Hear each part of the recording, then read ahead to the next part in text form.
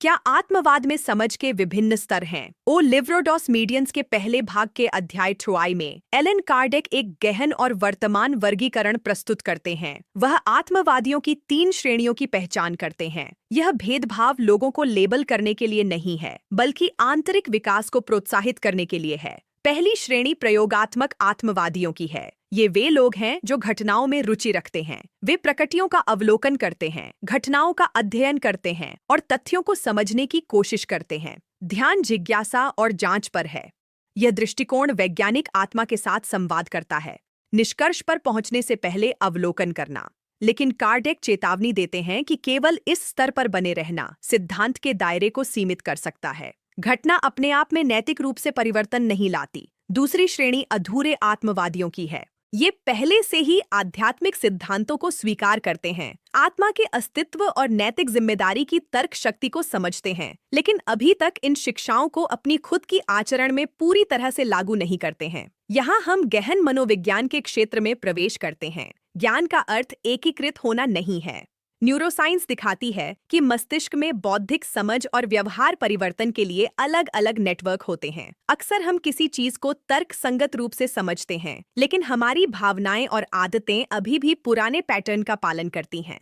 ज्ञान को परिवर्तन बनने के लिए अहंग को पार करना चाहिए। तीसरी श्रेणी उन ईसाई आत्माओं या सच्चे आत्माओं की है। कार्डेक के अनुसार वे हैं जो न केवल सिद्धांतों को समझते हैं, बल्कि उनके अनुसार जीते हैं। वे दया, विनम्रता, सहिष्णुता और आत्म परिवर्तन के लिए ईमानदार प्रयास प्रदर्शित करते हैं। यह भेद यह दर्शाता है कि आत्मा विज्ञान केवल अदृश्य के बारे में एक व्याख्यात्मक प्रणाली नहीं है, बल्कि नैतिक विकास का एक प्रस्ताव है। आज विकासात्मक मनोविज्ञान पुष्टि करता है कि भावनात्मक परिपक्वता में सहानुभूति, आत्मनियमन और नैतिक जिम्मेदारी शामिल होती है। ये गुण केवल जानकारी के साथ नहीं आते, बल्कि निरंतर अभ्यास के साथ आते हैं। कार्डेक केंद्रीय मानदंड को घटना में नहीं, बल्कि आंतरिक परिवर्तन में रखता है।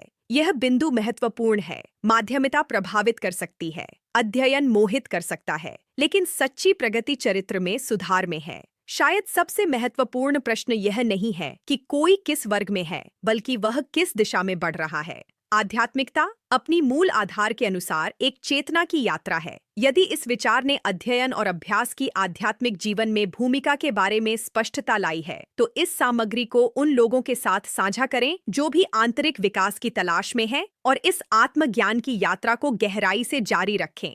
संदर्भ: डी बुक ऑन मीडियम्स, पहली भाग, अध्याय थफन।